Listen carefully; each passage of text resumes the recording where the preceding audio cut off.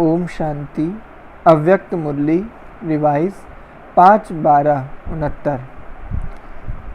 सार: विजय का झंडा लहराने के लिए रियलाइजेशन कोर्स शुरू करो। आज बाप दादा अपनी रूहानी सेना को देख रहे थे। सेना में सब प्रकार के नंबरवार स्थिति अनुसार महारथी, घोड़ेसवार और प्यादे देखे। महारथियों के मस्तक में अर्थात स्मृति में सदा विजय का झंडा लहरा रहा था। घोड़ेसवार अर्थात सेकंड नंबर, उनके मस्तक अर्थात स्मृति में विजय का झंडा तो था ही, लेकिन सदा नहीं लहरा रहा था। कभी खुशी की झलक से व निश्चय की फलक से झंडा लहराता था और कभी झलक और फलक की वायु कम होने के कारण झंडा लहराने की बजाय एक ही जगह खड़ा हो जाता था। तीसरे प्यादे बहुत प्रयत्न से निश्चय की रस्सी से, खुशी की झलक से झंडे को लहराने के प्रयत्न में खूब लगे हुए थे, लेकिन कहीं कहीं कमज़ोरी की गांठ होने के कारण अटक जाता था, लहराता नहीं था। फिर भी खूब पुरुषार्थ में लगे हुए थे। किसी किसी का पुरुषार्थ के बाद लहराता भी था, लेकिन कुछ समय के बाद, कुछ मेहनत के बाद, इसलिए वह झलक और फलक नहीं थी। बाप दादा बच्चों की मेहनत देख दूर से सकाश भी दे रहे थे, अर्थात इशारा दे रहे थे कि ऐसे करो। कोई कोई बच्चे इशारे को देख सफल भी हो रहे थे, लेकिन कोई कोई इतना मेहनत में बिजी थे जो इशारे को कैच करने की फुर्सत ही नहीं थी। ऐसी सेना में तीनों प्रकार के योद्धा देखे। जब मेहनत से या सहज ही सबका झंडा अच्छी तरह से लहराने लगा, तो झंडे के लहराने से ही विजय के पुष्पों की अर्थात बाप और बच्चों के प्रत्यक्षता के पुष्पों की वर्षा समान रौनक हो गई।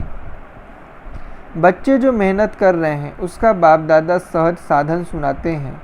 समय पर वह निरंतर विजय का झंडा क्यों नहीं लहराता है, उसका कारण क्या है? आप लोग भी फंक्शन में झंडा लहराते हो तो समय पर क्यों नहीं लहराता है? कारण पहले से रिहर्सल नहीं करते। ऐसे विजय का झंडा लहराने के लिए मुख्य बात रियलाइजेशन नहीं है। अमृत वेले से रियलाइजेशन कोर्स शुरू करो। वर्णन तो सभी करते हो, लेकिन वर्णन करना और रियलाइजेशन करना अर्थात अनुभूति करना, उसमें अंतर हो जाता है। एक है सुनना व सुनाना कि बाप से सर्व संबंध है, लेकिन हर एक संबंधों की अनुभूति व प्राप्ति में मगन रहो तो पुरानी दुनिया के वातावरण से सहज ही उपराम रह सकते हो।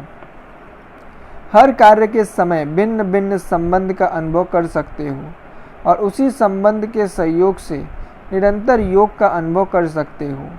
हर समय बाप के भिन्न भिन्न संबंधों का सहयोग लेना अर्थात अनुभव करना ही योग है। ऐसे सहज योगी व निरंतर योगी क्यों नहीं बनते हो? बाप कैसे भी समय पर संबंध निभाने के लिए बंधे हुए हैं। जब बाप साथ दे रहे हैं तो लेने वाले क्यों नहीं लेते? सहयोग लेना ही योग कैसे होता है, यह अनुभव करो। माता का संबंध क्या है? बाप का संबंध क्या है? सखा और बंधु का संबंध क्या है? सदा साजन के संग का अनुभव क्या है? यह अलग अलग संबंध का रहस्य अनुभव में आया है। अगर एक भी संबंध की अनुभूति से वंचित रह गए तो सारा कल्प ही वंचित रह जाएंगे, क्योंकि कल्प में अभी ही सर्व अनुभवों की खान प्राप्त होती है। अब नहीं तो कब नहीं। तो अपने आप को चेक करो कि किस संबंध की अनुभूति अब तक नहीं कर पाए हैं। इसी प्रकार से ज्ञान की सब्जेक्ट्स में जो भी पॉइंट्स वर्णन करते हो, उस हर पॉइंट का अनुभव किया है। जैसे वर्णन करते हो हम सुदर्शन चक्रधारी हैं, तो स्व के दर्शन का अनुभव किस आधार से कहते हो? दर्शन अर्थात जानना। जानने वाला उस जानने की अथॉरिटी में रहता है। जैसे आजकल के शास्त्रवादी सिर्फ शास्त्र पढ़ते हैं, रटते हैं, फिर भी स्वयं अपने को शास्त्रों की अथॉरिटी समझते हैं। आप सब रटते नहीं हो, लेकिन उसमें रमण करते हो।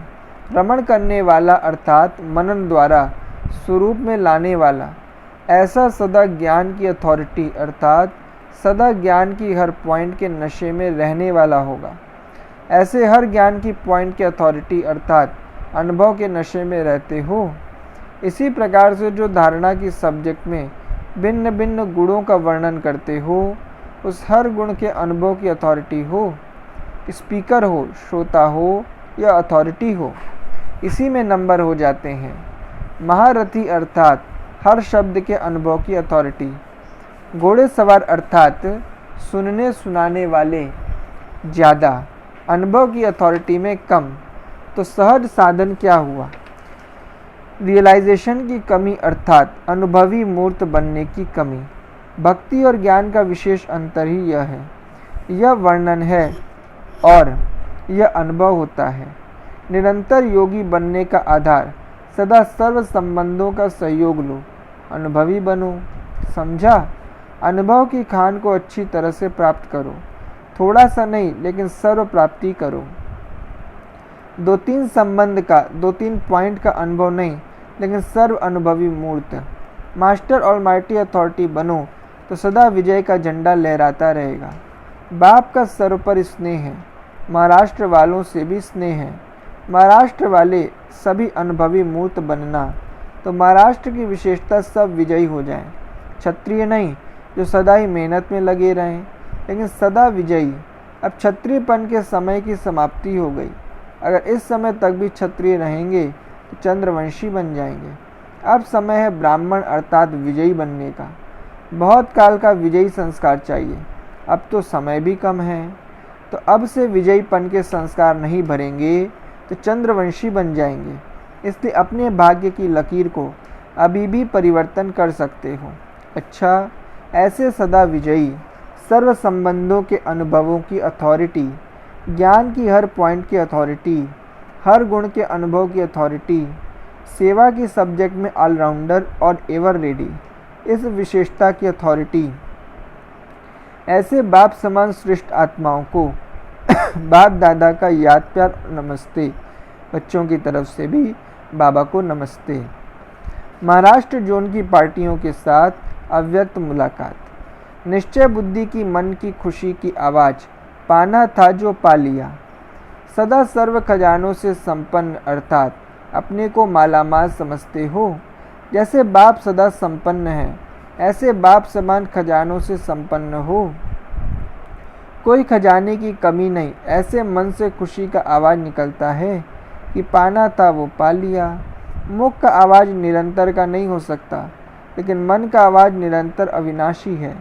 तो यह मन से आवाज़ निकलता है कि पा लिया है, अंदर से आता है या अभी समझते हो कि पाएंगे, पा तो रहे हैं। अटल निश्चय बुद्धि बन गए हो। बच्चा बनना अर्थात अधिकारी बनना।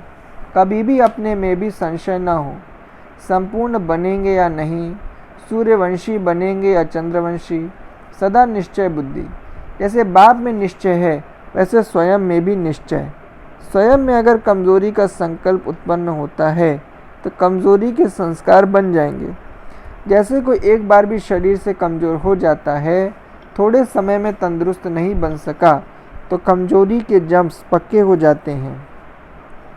ऐसे व्यर्थ संकल्प रूपी कमज़ोरी के जम्स अपने अंदर प्रवेश नहीं होने देना, नहीं तो उनको ख़त्म करना मुश्किल हो जाएगा।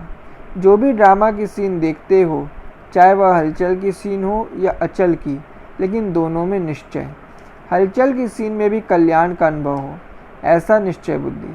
वातावरण हिलाने वाला हो, समस्या विकराल हो, लेकिन सदा निश्चय बुद्धि, इसको कहते हैं विजयी। तो निश्चय के आधार से विकराल समस्या भी शीतल हो जाएगी। भिन्न भिन्न भाषा के होते हुए भी एक मत, एक बाप, एक ही निश्चय और एक ही मंजिल। सिर्फ सेवार्थ भिन्न भिन्न स्थानों पर रहे हुए हो। अगर सभी एक स्थान पर बैठ जाएं तो चारों ओर की सेवा कैसे होगी? जब सेवा समाप्त हो जाएगी तब सभी मधुबन आ जाएंगे, लेकिन वह भी कौन आएंगे? जो नष्टो मोहा होंगे, जिनकी बुद्धि की लाइन क्लियर होगी। उस समय टेलीफोन व टेलीग्राम से बुलावा नहीं होगा, लेकिन बुद्धि की लाइन क्लियर होने से बुलावा पहुंच जाएगा। ऐसी हालतें बनेंगी जो जिस ट्रेन से आपको पहुंचना होगा वही चलेगी, उसके बाद नहीं। अगर लाइन क्लियर होगी तो साधन भी मिल जाएंगे, नहीं तो कहीं ना कहीं अटक जाएंगे। इसलिए बहुत काल का निरंतर योग चाहिए। योगी कवच है, कवच वाला सदा सेफ रहता है। सेफ्टी की ड्रेस है ही याद का कवच। माताएं तीव्र पुरुषार्थी हो ना, अभी घर में नहीं बैठ जाना। सभी ग्रुप बनाकर चारों ओर सेवा के लिए फैल जाओ। सेंटर खोलो, अगले साल देखेंगे कितने सेंटर खोले। समस्याओं के पहले सबको संदेश दे दो तो सभी आपके बहुत गुणगान करेंगे। अभी सेवा केंद्र खोलते जाओ, संदेश देने के लिए कोई साधन अपनाओ। ड्रामा की नॉलेज से क्या क्यों के क्वेश्चन को समाप्त करने वाले ही प्रकृति जीत और माया जीत बनते हैं। सभी प्रकृति जीत व माया जीत बने हो। ये 5 तत्व भी अपनी तरफ आकर्षित न करें और 5 विकार भी वार न करें। ऐसे माया जीत और प्रकृति जीत दोनों ही पेपर में पास हो। अगर कोई प्रकृति द्वारा पेपर आए तो पास होने की शक्ति धारण हो गई है। हलचल तो नहीं आएंगे। जरा भी हलचल में आना अर्थात फेल। यह क्या, यह क्यों, यह क्वेश्चन भी उठा तो क्या रिजल्ट होगी। अंदर अगर जरा भी कोई प्रकृति की समस्या वार करने वाली बन गई तो फेल हो जाएंगे। कुछ भी हो लेकिन अंदर से सदा ये आवाज़ निकले, वह मीठा ड्रामा। इतना ड्रामा का ज्ञान पक्का किया है, या जब अच्छी बातें हैं तो ड्रामा है, हलचल की बातें हैं तो हाय हाय। हाय क्या हुआ, यह संकल्प में भी न आए, ऐसे मजबूत हो, क्योंकि आगे चलकर अब ऐसी समस्याएं प्रकृति द्वारा भी आने वाली हैं। प्राकृतिक आपदाएं तो दिन प्रतिदिन बढ़ने वाली हैं ना। तो ऐसी स्थिति हो जो कोई भी संकल्प में भी हलचल ना हो, ऐसे अचल और अडोल बने हो। अगर बहुत समय का माया जीत व प्रकृति जीत का अभ्यास नहीं होगा तो रिजल्ट क्या होगी। 1 सेकंड का पेपर आना है, उस समय अगर तैयारी करने में लग गए तो रिजल्ट निकल जाएगा। 1 सेकंड में पास हो जाएं, इसका अभ्यास चाहिए। अगर यह भी सोचा कि योग लगाएं, याद में बैठें, तो भी सेकंड तो बीत जाएगा। युद्ध में ही शरीर छोड़ देंगे। पुरुषार्थी जीवन में युद्ध करते करते ही शरीर छूटा तो रिजल्ट क्या होगी, चंद्रवंशी बन जाएंगे। इसलिए हर एक सदा 108 की माला में आने का लक्ष्य रखो। लक्ष्य श्रेष्ठ होगा तो लक्षण ऑटोमेटिकली आ जाएंगे। 16,000 का लक्ष्य कभी नहीं करना। नंबर 1 आने का पुरुषार्थ और लक्ष्य रखो। शक्तियाँ सदा शस्त्रधारी, श्रृंगारी मूर्त और संहार करने वाली दोनों ही स्वरूप में स्थित रहती हो। कभी रोने वाली तो नहीं होना, सदा हर्षित, मन से भी रोने वाली नहीं। जरा भी माया से हार हुई तो मन से रोना होता है। माताओं को तो सदा खुशी में नाचना चाहिए, क्योंकि ना उम्मीद से उम्मीदवार हो गई। बाप ने सिर का ताज बना दिया तो कितनी खुशी होनी चाहिए। पांडव भी माताओं को देखकर खुश होते हैं, क्योंकि शक्तियाँ हैं ही पांडवों के लिए ढाल। ढाल मजबूत होगी तो वार नहीं होगा। इसलिए माताओं को आगे रखने में पांडवों को खुश होना चाहिए। अगर स्वयं आगे रहेंगे तो डंडे खाने पड़ेंगे। शक्तियों को आगे रखेंगे तो पांडवों की भी महिमा है। आगे रखना भी आगे होना ही है। अपनी विशेषता को जानने वाले ही विशेष आत्मा बनते हैं। जैसे बच्चे बाप के स्नेह में सदा मगन रहते हैं, ऐसे बाप भी बच्चों की सेवा में ही सदा मगन रहते हैं। बच्चों को बाप के सिवाय कोई नहीं और बाप को बच्चों के सिवाय कोई नहीं। जैसे आप बाप के गुण गाते हो, वैसे बाप भी हर बच्चे के गुण गाते हैं। रोज़ हर बच्चे की विशेषता और गुणों को सामने लाते हैं, क्योंकि जो भी बाप के बच्चे बने हैं वह हैं ही विशेष आत्माएं। तो विशेष आत्माओं की विशेषता बाप भी गाते हैं। जैसे जौहरी हर रतन की वैल्यू को जानते हैं, वैसे बाप भी हर बच्चे की श्रेष्ठता को जानते हैं। हर रत्न एक दूसरे से श्रेष्ठ है, तो ऐसे श्रेष्ठ समझकर चलते हो, साधारण नहीं हो। लास्ट दाना भी साधारण नहीं है। बाप को जानने की विशेषता तो लास्ट में भी है। आप लास्ट नहीं लेकिन फर्स्ट जाने वाले हो। अभी कोई भी नंबर फिक्स नहीं है, सब सीट खाली हैं। सीटी नहीं बजी है, सीटी बजेगी, सीट ले लेंगे। लास्ट वाला भी फास्ट जाकर फर्स्ट ले सकता है। माता पिता को छोड़ करके बाकी सब सीटें खाली हैं। अभी तकदीर आपके हाथ में है। भाग्य विधाता बाप ने तकदीर आपके हाथ में दे दी है। जो चाहे वो बनाओ। अभी संगम के समय को वरदान मिला है, जो चाहे जैसा चाहे जितना चाहे उतना बना सकते हैं। तो ऐसे गोल्डन चांस को अपनाया है। सेवा के कितना भी विस्तार हो, लेकिन स्वयं की स्थिति सार रूप में हो। अभी अभी डायरेक्शन मिले, 1 सेकंड में मास्टर बीज हो जाओ तो हो जाओ। टाइम ना लगे, सेकंड की बाजी है। 1 सेकंड की बाजी से सारे कल्प की तकदीर बना सकते हो। जितना चाहो उतनी बनाओ। अच्छा वरदान। फुल स्टॉप की स्टेज द्वारा प्रकृति की हलचल को स्टॉप करने वाले प्रकृति पति भव। स्पष्टीकरण। वर्तमान समय हलचल बढ़ने का समय है। फाइनल पेपर में एक तरफ प्रकृति का और दूसरी तरफ 5 विकारों का विकराल रूप होगा। तमोगुणी आत्माओं का वार और पुराने संस्कार सब लास्ट समय पर अपना चांस लेंगे। ऐसे समय पर समेटने की शक्ति द्वारा अभी अभी साकारी, अभी अभी आकारी और अभी अभी निराकारी स्थिति में स्थित होने का अभ्यास चाहिए। देखते हुए न देखो, सुनते हुए न सुनो। जब ऐसी फुल स्टॉप की स्टेज हो तब प्रकृति पति बन प्रकृति की हलचल को स्टॉप कर सकेंगे। स्लोगन। निर्विघ्न राज्य अधिकारी बनने के लिए निर्विघ्न सेवाधारी बनो। निर्विघ्न राज्य अधिकारी बनने के लिए निर्विघ्न सेवाधारी बनो। अच्छा, ओम शांति।